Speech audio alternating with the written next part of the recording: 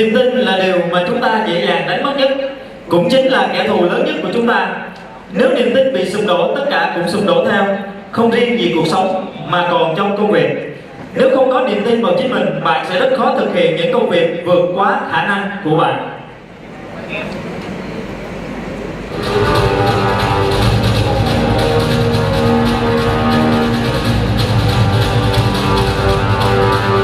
Tin tưởng vào ngày mai là cách duy nhất để nhìn thấy ánh sáng sau bóng tối. Quyết tâm là yếu tố duy nhất giúp bạn vượt qua được những giai đoạn khó khăn. Với niềm tin mạnh mẽ và sự kiên định, bạn sẽ nhìn thấy những tia sáng của hy vọng. Với chỉ chiều cao 1,55m, tuy nhiên trong suốt 19 năm chơi thao, cô đã đạt được 18 huy chương vàng và vô địch 4 kỳ Olympic. Từ kiện tướng bóng bàn đến tiến sĩ tại Harvard, tôi chưa bao giờ từ bỏ.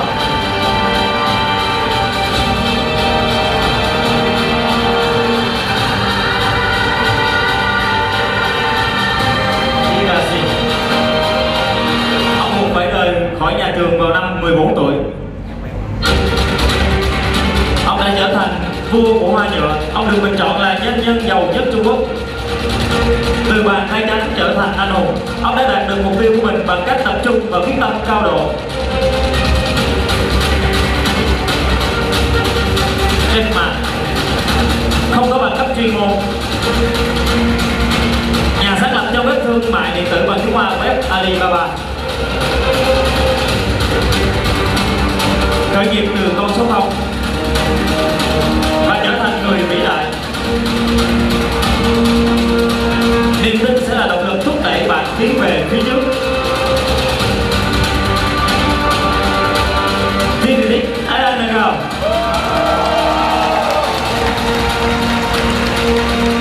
Một huyền thoại của Ruskin.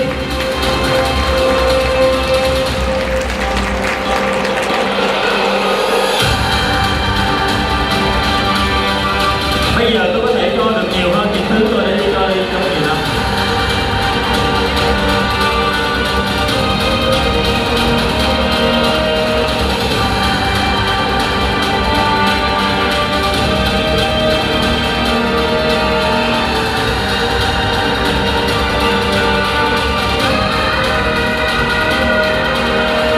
Và giờ đây, hãy cùng chào đón sự xuất hiện đặc biệt đến từ nửa vòng trái đất team Elite at $5 million circle member Mr. Nagao. Please welcome Mr. Nagao, team Elite $5 million circle member. Và xin được kính mời Jason Aloha sẽ cùng di chuyển lên sân khấu để truyền tải thông điệp của team Elite Nagao đến với tất cả chúng ta.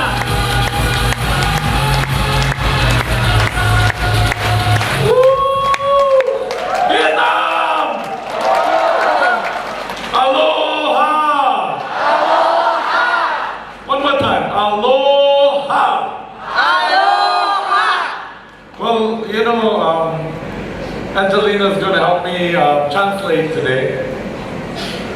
Ngày hôm nay là được hân hạnh để mà thông điệp lại cho các anh chị nhé. And I just có slide chưa? in America and in where I was just at in Colombia, we teach people how to respond. Thì bây giờ đó thường là đi du lịch như thế này, đi làm hội thảo như thế này thì Alan thường ở Colombia thường chỉ cho mình làm cách mà để mà mình kiểu như là phản hồi lại những cái gì mà Alan nói nhé. So when we say, for example, in Colombia we say good afternoon. Thì nếu mà ở Colombia thì thường nói là xin chào. And they say how are you doing? Thì thường hỏi em có khỏe không? And they will say good, very good, super good, incredibly awesome. Lúc đó thì người ta sẽ nói là tốt, rất tốt, thật là tốt, thật tuyệt vời. Okay. Quá tuyệt vời. Rất tuyệt vời đó. So I want you to respond. Let's practice. Thì bây giờ là các anh chị hãy tập những cái câu trên này nhé. Xin chào quê Công. Xin chào. Okay, let's get everybody all the way in the back, Bây okay? giờ là các anh chị cùng nói nha. So when you say Ratne boy, I want you to Mấy chị đưa tay như thế này này. Can you do that back here? Let's see, all the way around. Đằng sau nữa mấy chị, đằng sau mấy chị tham gia vào. Tham gia vào nhé. Okay, so it's gonna be tot, la tot, Ratne boy. Okay, ready? Okay. Khi mà Alan hỏi là các chị có khỏe không thì mấy chị nhớ lặp lại như thế. Tốt, rất tốt, thật là tốt, quá tuyệt vời. Đúng rồi, chuyển Okay, xuống. ready? Đưa tay như thế này. Xin chào các con. Tốt, rất tốt, thật là tốt, quá tuyệt vời. Alright. So I want you to remember that so when I come back, you can respond like that. Rồi, tí xíu nữa mà khi Alan hỏi thì các anh chị nhớ làm như vậy nha. Well, my name is Nagao. I'm from Honolulu, Hawaii. Tôi tên là Alan Nagao đến từ Honolulu, Hawaii. And sometimes when people hear my background and things, they think, wow, he was so lucky. His $5 billion circle with Newskin, he must have always been at the top. Thì coi như là khi mà mọi người nghe đến tên tôi thì nói là tôi thật là may mắn và tôi đã được làm trong cái circle 5 triệu và tôi là người đã ở trên cái đỉnh cao rồi. But I want to tell you the real story of my life. Nhưng mà bây giờ tôi muốn nói ra cái câu chuyện thật của đời tôi cho mấy chị em nghe. This is me, one of my favorite toys when I was a kid. Đây là tôi cho khi tôi còn nhỏ, đây là chiếc xe, đây là trò chơi quý nhất của tôi vào thời đó. And this is because I could get all around the neighborhood in this car. Thì bây giờ là bởi nhờ nó mà tôi có thể đi tất cả những cái nơi chơi chung quanh ở trong khu xóm của nhà tôi. The reason I needed this car, this is my beautiful state that I raised. This is my Hawaii. Đây là cái cơ duyên của tôi Hawaii. But I was born in I had a handicap when I was born. Thì tôi sinh ra là bị đặc biệt các anh chị vào thời chiến tranh như thế. I was missing. Là mấy chị có thấy cái chân của tôi không? I was missing my leg. Thì coi như là không có một cái chân. I was missing some hands. Cái tay. This is because of a drug that was given to my mom during pregnancy. Thì đây là vì là một cái loại thuốc để ghi là cho mẹ của Alan uống vào trong thời kỳ bà mang thai Alan. And many people my age had problems because of this same drug, caused many handicaps, so like little flippers or no leg. My leg goes from here. Thì coi như là cái thời điểm đó là hình như tất cả những bà bầu thời gian đó đều bị uống nhầm thuốc hay sao, đều bị một cái dị tật như vậy. Có nhiều người chỉ có cái cánh tay như thế này, còn Alan thì cái chân chỉ có thế đây mà thôi. And they realized the drug was bad with everybody coming out with many birth defects. Thì là vì lúc đó người ta mới nhận ra là một cái loại thuốc rất là xấu để làm sinh ra những cái tật bẩm sinh như vậy.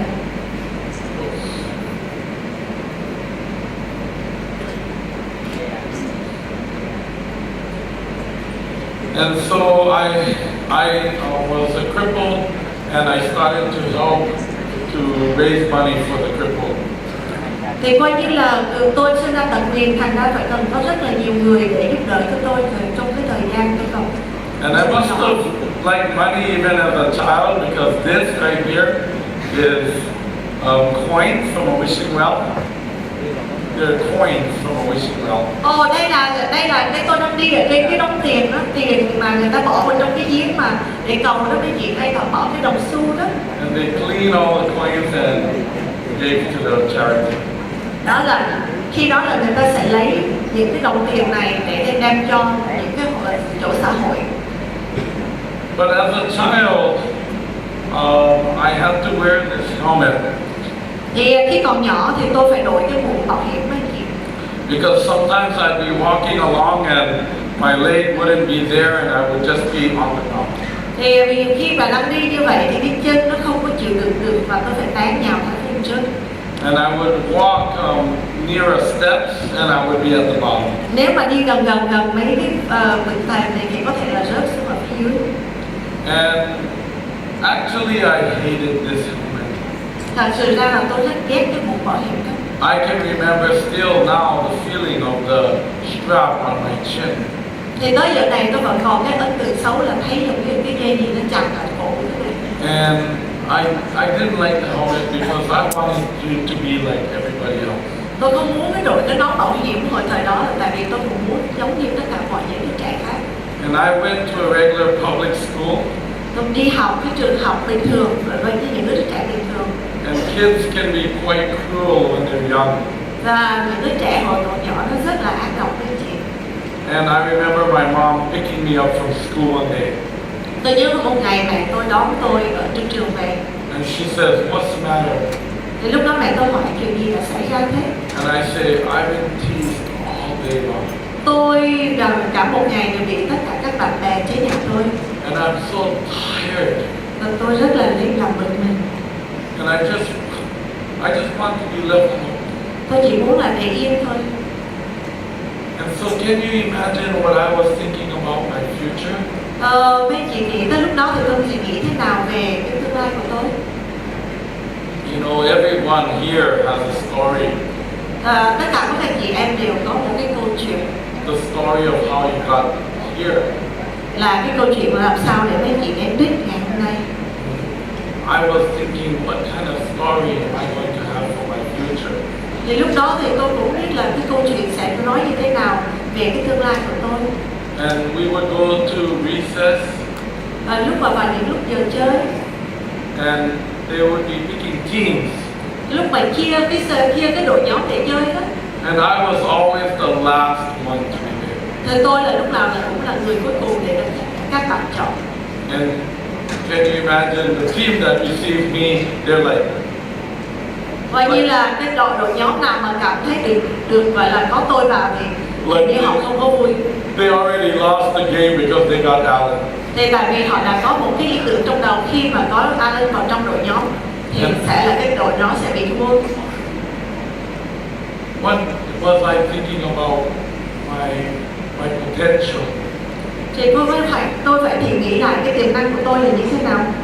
And I remember in the middle school, this is like 7th and 8th grade, where people are starting to go on a date. Thì nghĩ tới cái thời gian mà trong cái tuổi mà dậy thì là khoảng từ lớp 7, lớp 8 ở đây người ta đã bắt đầu có những cái cuộc hẹn hò rồi. And I was thinking, I wonder if I'm ever going to have a date. Rồi lúc đó tôi cũng không biết là tôi có thể là có bồ được hay không. I wonder if I could ever get married. Rồi cũng không nghĩ là tôi có thể có vợ được hay không. In fact, I even wondered, you know, because I'm missing my leg from here, I was wondering, I hope everything is working. Am I ever going to have kids? Là tại vì đó là vì tận tới đây này thì tôi cũng hiểu được là cái bộ phận nó có thể sử dụng được hay không.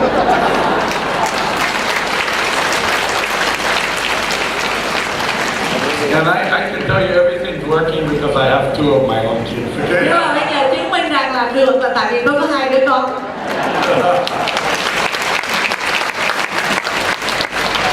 But things started to change for me in the high school. Nhưng mà cái chuyện thay đổi cho tôi trong khi tôi học ở lớp trung học. I realized that I really like to surf. Lúc đó thì tôi cảm thấy là tôi rất muốn là trượt nước mấy chị. But in order to get to the water, nhưng mà muốn để đến cái dòng nước đi xuống nước được á, I had to take off my leg. Thì lúc đó là phải lấy cái chân giả ra. And then boing, boing, boing, boing, boing, splash in the water. Thì coi như lúc đó là tôi cò từng chân một để mà nhảy xuống nước. Once I'm in the water, I'm like everybody else. Thì khi mà xuống được nước rồi thì tôi hoàn toàn giống tất cả những người bình thường. But in order to get down the beach, every time I would boing, boing, boing, boing, boing down the beach, everybody would stop and stare at me. Nhưng mà muốn được đứng xuống dưới nước để trở thành những người có lực giống như bình thường thì cái lúc mà tôi nhảy lò cò quỏng về thì mọi người đều nhìn tôi. And I don't know if you remember your high school, but in our high schools, nobody wanted to be stared at. Thì không biết mấy chị nghĩ thế nào về thời trung học của mấy chị, nhưng mà thời trung học của tôi thì tôi không muốn ai nhìn chăm chú vào tôi cả. And I hated the feeling of everybody stopping and staring as I'm hopping down the beach. Thì tôi là rất là ghét cái trường hợp mà cứ mọi người cứ chăm nhìn vào tôi như thế. But I had to decide. Nhưng mà lúc đó tôi phải quyết định. Was I going to do what I love to do? Or was I going to let what other people thought or do stop me from doing what I loved to do? Là tôi phải làm những cái mà tôi muốn làm, hay là muốn làm những cái mà mọi người không muốn cho mình làm thôi. And many of you will have the same situation for you doing MLM. Giờ là tất cả mọi người á, đều cũng có một cái trường hợp giống như vậy, là có nhiều người ảnh hưởng tới mình. Are you going to go after your dream? Hay là mình phải đi theo cái giấc mơ của mình. And I can tell you what happened for me. Tôi sẽ nói là chuyện gì sẽ xảy ra cho tôi. I was not the best high school student. Tôi không phải là người học sinh giỏi trong thời kỳ high school. In fact, my mom was so happy when I graduated. Nên thật sự ra mẹ tôi rất là vui mừng mà khi tôi được tốt nghiệp. At the same time with the rest of my class. Graduated at the same time with my rest of Coi như là cũng là ra trường cùng lần, chứ nó không bị ở lại đâu mấy chị. That means I barely graduated. Nghĩa là xém mép nhưng mà được ra trường. But I surfed almost every day. Nhưng mà tôi đi trượt nước mỗi ngày. Going, splash.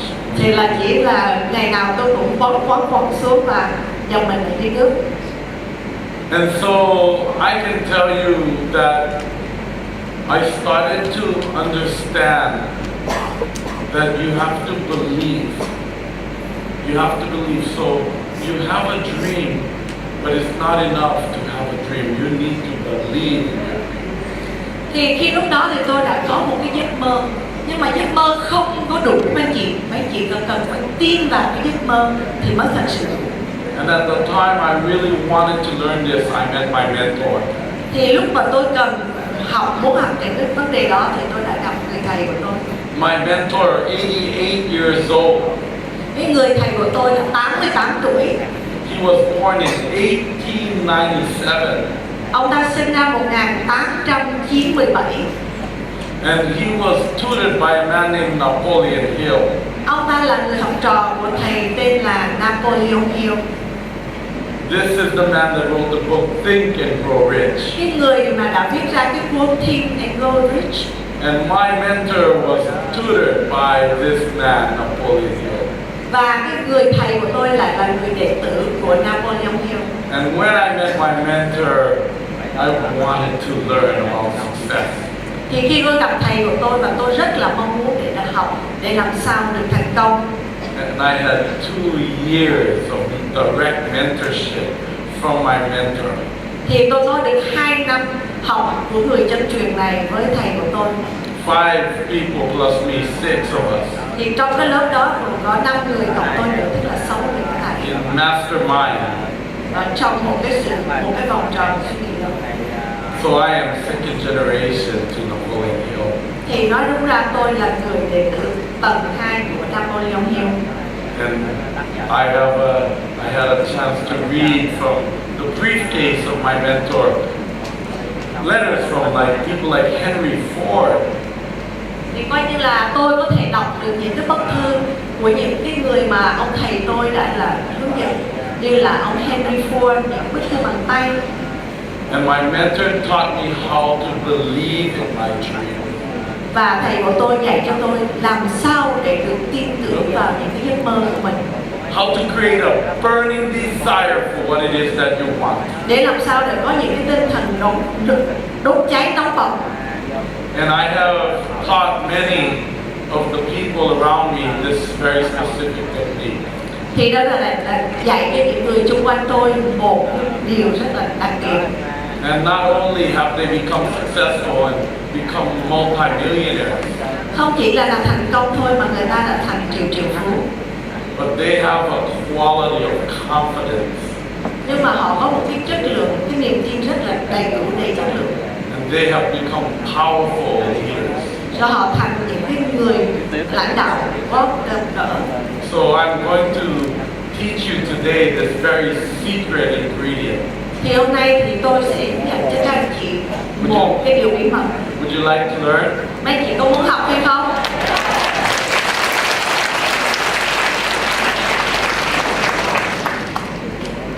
You know, I was 19 years old, I opened my kite business.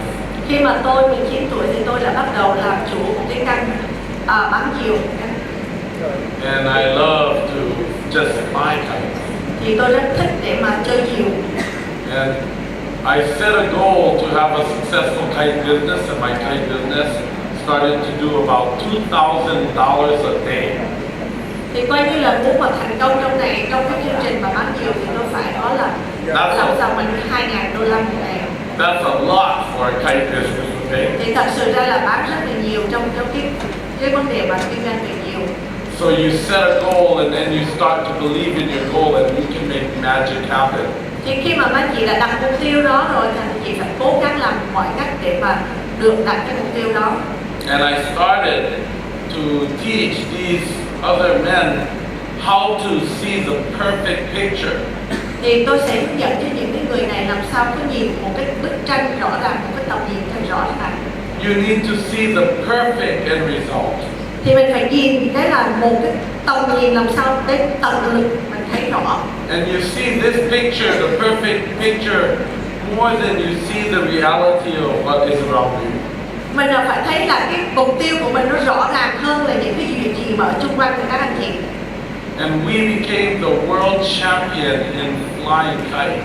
Rồi chúng tôi đã trở thành là những cái người champion, tức là được nhiều giải nhất ở trong cái vấn đề là chơi diều trên thế giới.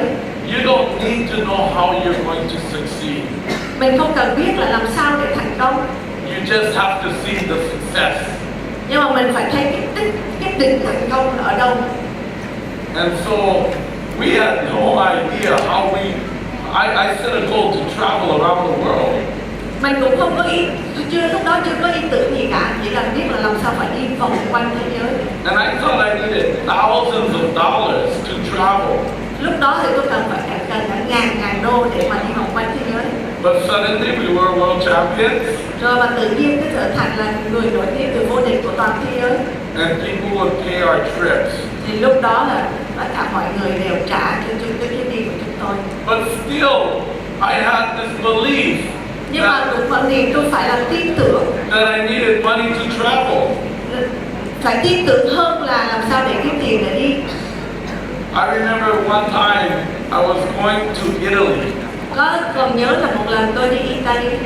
And I had less than $300 in my pocket.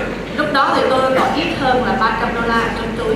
And I didn't have like anything left on my credit card. Và cũng không có tiền ở trong thẻ tín dụng nữa. And I was a bit worried, like how Lúc đó là tôi rất là lo lắng. But I got on a plane. Nhưng mà tôi vẫn bước chân lên máy bay. And we went to Italy.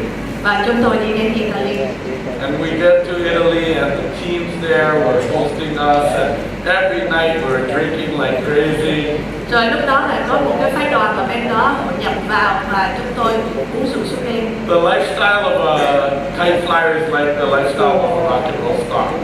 Cái cuộc sống của cái người mà chơi diều thì cũng giống như là cuộc sống của những cái người mà sao điện ảnh, sao nhạc rock vậy mấy anh chị. Drink all night and fly kites all day. Rồi ban đêm thì cứ uống rượu say sưa, của ban ngày thì chơi diều tại diều. And so we were having so much fun the whole 2 weeks.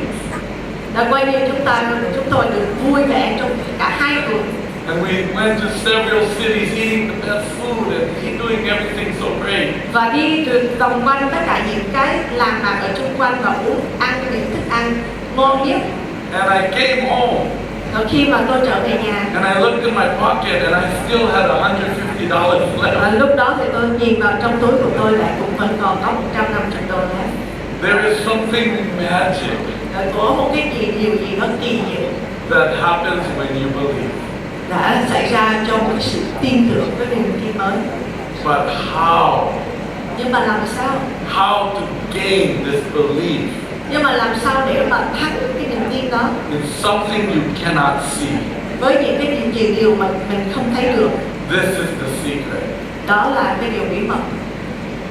And so my next goal after traveling around the world 3 times Thì sau khi mà đi vòng quanh thế giới 3 năm á, thì tôi có một cái mục tiêu mới. with basically no money, Vẫn là bắt đầu từ không có tiền. I decided to build a home Rồi tôi quyết định là làm sao xây một căn nhà to test if what my mentor said is correct. để mà thử nghiệm qua thử là người thầy của tôi nói có đúng hay không. My first home was a multi-million-dollar home. overlooking the water in Hawaii. Cái căn nhà đầu tiên của tôi là một cái căn nhà đáng giá bậc triệu, nằm trên một đỉnh núi nhìn xuống ở một bên biển. And I decided to build this home with no money. Lúc đó thì tôi quyết định xây căn nhà này, trong lúc đó tôi không có đồng nào cả. And I completed the home and I was living in the home. Và lúc đó tôi đã làm xong cái căn nhà và tôi đã ở trong căn nhà đó. But I had this huge mortgage. Thì lúc đó là tôi phải có một cái số nợ rất là lớn. And I was like, oh my God. Thì lúc đó thì tôi chỉ than trời thôi. And so I decided to set a goal to pay off the home in less than 2 years. Thì lúc đó là tôi quyết định có một cái mục tiêu khác là làm sao mà trả món nợ đó trong vòng 2 năm. And I was thinking, I don't know how to do this. Thì lúc đó thì tôi nghĩ tôi không biết làm sao được đấy. So I decided to create a boom of yo-yos. Thì lúc đó là tôi muốn làm cho một sự bùng nổ của công vụ yo-yo. One of the secrets is to set a goal bigger than what you know how to do. Cái sự bí mật ở đây là làm sao mà đặt cái mục tiêu lớn hơn cái thẩm diện tầm suy nghĩ của mình. So set a big goal. Tức là mình phải cho cái mục tiêu cao lên, lớn lên. One that you do not believe. Cái mà cái khả năng mà mình không thể tin tưởng được đó. And then use what I'm going to teach you to believe. Thì lúc đó là mình tự chỉ cho mình cái cách làm sao mà đặt cái niềm tin vào đó. And the system that I created was very simple. Cái hệ thống mà chúng tôi đặt ra thì nó rất là đơn giản. Kids would practice 10 tricks. Để làm sao mà làm đủ 5 trò, They 10 become trò white belt. thì mình sẽ thắng được lên cái đai trắng. And then we'd give them the harder tricks. Rồi xong rồi những cái trò khó hơn They become yellow belt, thì lúc đó sẽ có đai vàng green belt, và đai xanh. and eventually black belt. Rồi xong rồi là vài đai đen. And this was an innovation for yo-yo playing. Đây là cũng là một cái sự khám phá của riêng ngành yo-yo. Because we could have, with normal yo-yo playing, you can have only one winner. Thì coi như là với những cái trò chơi của yo-yo thì thật sự ra là mình chỉ có một người chiến thắng. Trong cái cuộc thi thì chỉ có một người chiến thắng không anh chị.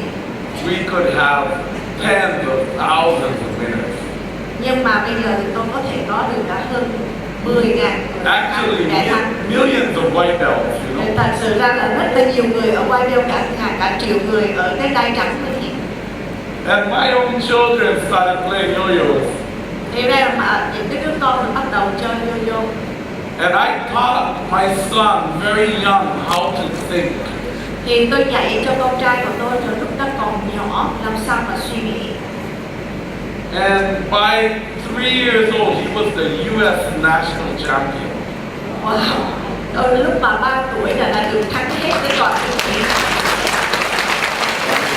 Very good two-handed yo-yo player at 3 and 4. He was featured on the #1 show in America called The Tonight Show by Jay Leno.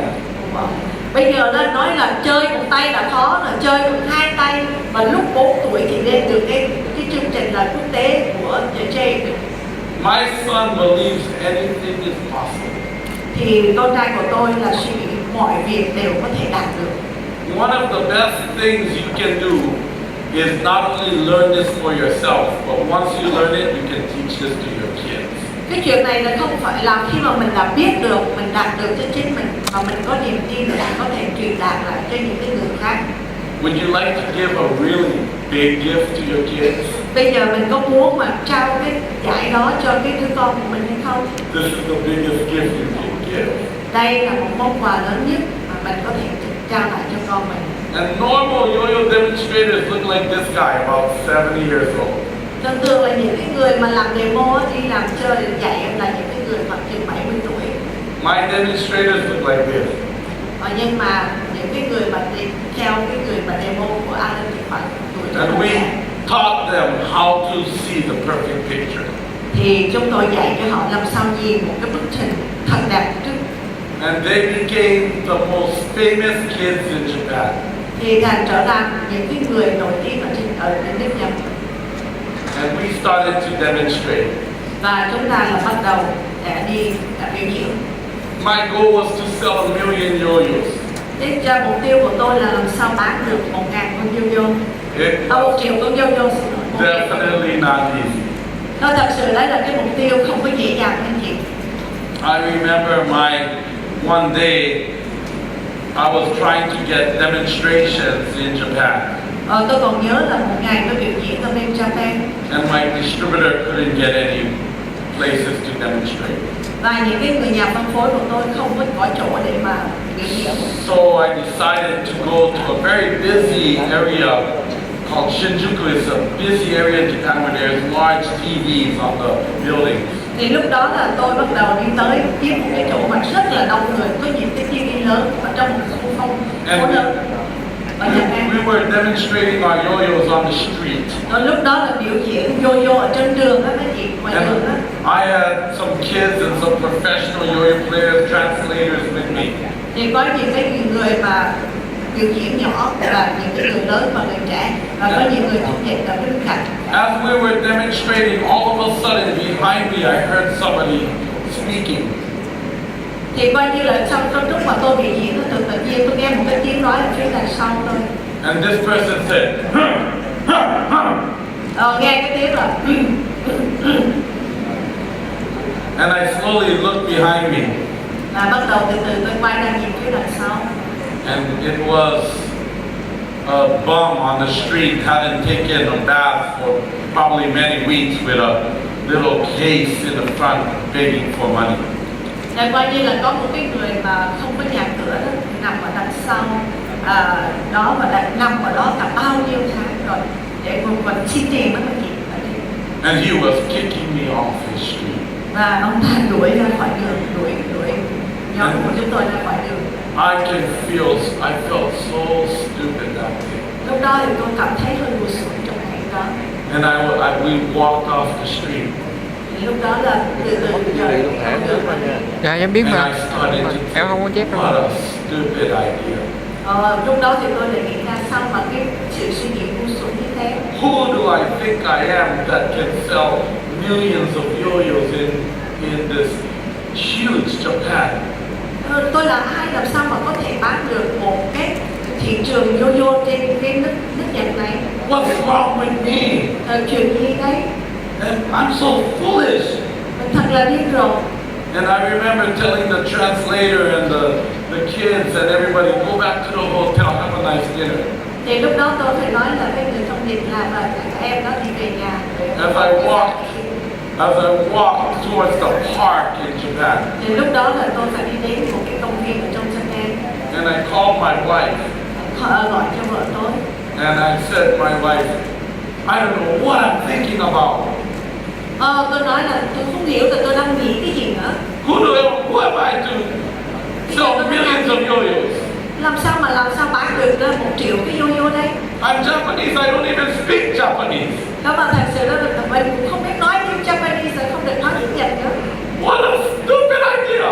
Nên đây là một ý kiến không có được tốt. And my wife told me, Nhưng mà vợ tôi thì nói với tôi, I think you need to say your statement today. nói là hôm nay là mình cần phải nói cái lời gọi là cảm giác của mình. The statement of my goal. Nói cái lời The statement of my goal. nói là cái My chief aim in life. làm sao mà để đạt được cái mục tiêu của mình. And I remember that day, Rồi tôi nhớ cái ngày hôm đó. I had no belief. Lúc đó là tôi không có tự tin. You will have points before your success that will be the hardest points in your life. Mình có những cái thời điểm mà trước khi mình thành công, mình sẽ có những cái thời điểm khó khăn nhất trong cuộc đời của mình. Where you're holding on to nothing. Lúc đó là mình nắm lại những cái gì không có gì cả. Nothing that will allow you to believe that you could possibly succeed. Không có một cái niềm tin nào mà cho mình là mình có thể thành công được. That day you need to have this very powerful tool. Thì vào lúc đó thì anh chị phải có một cái niềm tin là một cái công cụ vững chắc. You have to have the promise that you promised yourself. Mình phải có một cái gọi là một cái promise là lời hứa cho chính bản thân của mình phải nhớ cái lời hứa của chính bản thân của mình. Because you won't even see the goal anymore. Thì tại vì lúc đó là mình không còn thấy cái mục tiêu của mình nữa. I couldn't even see the goal. Và lúc đó thì tôi không thấy cái mục tiêu của tôi. So my wife told me to yell my goal. Thì vợ của tôi nhắc lại cái mục tiêu của tôi. This year, last year when I went to Japan, I showed my kids the park. Rồi năm ngoái đi về Japan về Nhật thì tôi lại có chỉ cho con của chúng tôi cái công viên đó. I screamed my goal so loud. Lúc đó là tôi đọc cái mục tiêu của tôi thật lớn. When I didn't believe myself. Làm cho tôi không tin vào tin tưởng của chính tôi. And in this park, there are cicadas. Do you know what cicadas are? They're the ones that make a loud noise, like electric noise. Trong đó là có những cái tiếng động. And tất cả những cái tiếng động đó nó im phăng phắc. You can use your frustration and your pain to fuel the fire inside of you. Mình phải lấy những cái sự bực dọc, những cái sự thất bại của mình là đó để mình đốt cháy cái niềm tin của mình lần nữa. You can use all of the bad things to fuel the fire inside of you to make you really believe. Là coi như là những cái sự khó khăn đó ở phía bên ngoài đó, mình phải đem vào trong người mình, đốt cháy cái niềm tin của mình để mà mình nung nấu lại cái niềm tin. And I screamed my statement over and over and over in the park. Thì lúc đó là tôi đọc lại những cái lời câu mà nói về cái mục tiêu của tôi. Nobody would walk on that side of the park. Tôi đọc to thật to đến nỗi mà không ai có thể đi ngang qua với cái công viên đó nữa. Everybody thought there was a crazy man in Japan. Mọi người ở đó tưởng tượng là có một người điên ở trong cái rừng đó, trong công viên đó. You know, you cannot care about those things. Thật sự ra mình không có thể nghe được những cái lời đó. I'm going to be telling you to scream your statement out, and you cannot care what your family or other people are thinking. You have to do it because this is the thing that's going to make you bulletproof to this business. Thì tôi sẽ dạy cho các anh chị làm sao đọc cái niềm tin đó một cách mạnh dạn, đọc thật lớn, thật to, để tất cả những người nhìn mình nhưng mà thật sự ra đây là một cái động lực để thúc đẩy các anh chị hơn tất cả những cái gì khác. And that day changed my life. That day changed my life. Cái ngày hôm đó đã thay đổi cuộc đời của tôi. Because the boom in yo-yos in Japan was incredible. Vì ngày đó là cái ở Japan yo-yo đã được nổi lên, bùng nổ lên. I didn't sell 1 million yo-yos my first year. I sold 10.5 million yo-yos. Không phải là chỉ có bán 1 triệu cái yo-yo trong năm đầu mà tôi đã bán hơn 1 triệu. And I achieved financial freedom. Thì lúc đó là tôi hoàn toàn có một And I went around the world. Và chúng tôi đi hết vòng quanh thế giới. 30 million yo-yos in 3 years. 30 triệu cái yo-yo trong vòng 3 năm. And you cannot believe there were 70,000 boys 9 to 12 years old just wanting Tức là help. một cái event, tức là một sự kiện mà hơn 70.000 không biết cái gì anh chị. It's unbelievable what happens when you believe in your dreams. Thật sự ra không có gì khác mạnh hơn là bằng cách mình phải tự tin tưởng. So you have to know why you're doing this. Mình phải biết là lý do tại sao mình làm cái công việc này. This is my why. Đây là cuộc đời của tôi. This is my home. Đây là nhà của tôi. The first home I built. Đây là căn nhà mà đầu tiên I của can see tôi. whales right now in the Chị ocean. có thấy là chị ở phía đằng sau nhà. What do you like to do? Bây giờ bạn muốn gì? You know, I like to go fishing. Tôi muốn đi câu cá. And these are some of my friends. Đây là những cái bạn đi câu. So you decide to believe in your dreams. Các bạn hãy là quyết định để làm sao tin tưởng vào cái giấc mơ của mình. This is my friend Patty Costa. Patty Costa là bạn của anh Nagao. We're flying in my upline plane, Nathan Riggs airplane. Đi máy bay của ông Nathan Riggs, upline của anh Nagao. Traveling around the U.S. Để đi vòng quanh nước Mỹ. And she is the top leader Cô of ta là Colombia. người là lãnh đạo lớn nhất của Colombia. Team elite. Người team elite của Team Colombia. elite Steve Juan. Team elite Steve Juan. $1 million in 18 months. Làm lên 1 triệu trong 18 tháng. I taught him how to believe. Thì tôi chỉ cho anh ta cách làm sao mà có niềm tin. And he did it in 18 months. Và lúc đó là ông ta đã đạt được chỉ tiêu trong vòng 18 tháng. So where do you want to go? What do you want to do? Bây giờ mình muốn gì? Mình muốn làm gì? Let's just have some fun. Hãy vui chơi. Because with this, you can have a lot of fun. Với cái niềm tin này thì mấy chị sẽ có rất là nhiều. Now, we bring over 15 of our team elites on these trips.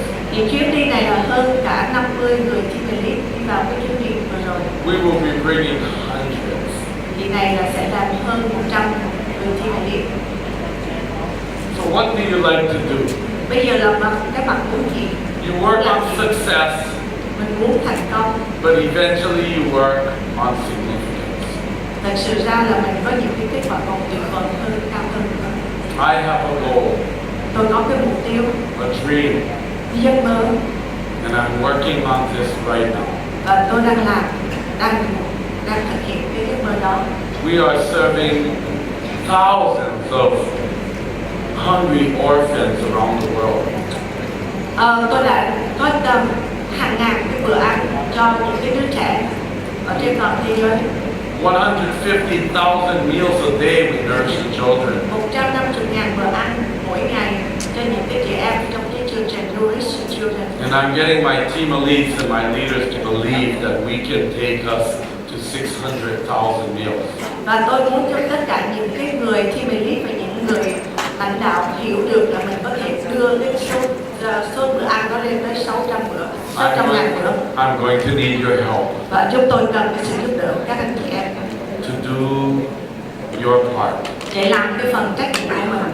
I'm asking each of you to become an ambassador with Nourish the Children. Tôi muốn mọi người đã trở thành là cái người ambassador của chương trình Nourish the Children. And Dean and I have a goal to bring Nourish the Children to Vietnam. Và anh Điên và tôi có cái mộng là đem cái chương trình Nourish the Children về Việt Nam. Nourish the Vietnam children. Nourish the Vietnam Children. Ở Việt Nam. So I just want to really say we're doing amazing things around the world. Thật sự ra là mình rất là hạnh diệu để đi đưa làm những cái công việc tuyệt vời trên toàn thế giới. I'm going to ask for your help Và chúng tôi muốn hỏi cái sự giúp đỡ, cần sự giúp đỡ các anh to chị do something incredible, để làm những cái việc gì thật sự to tát hơn, lớn lao hơn, like end world hunger. để làm cho thế giới không còn bị sự đói khổ nữa. So thank you so much. Để cảm ơn các anh chị. Aloha.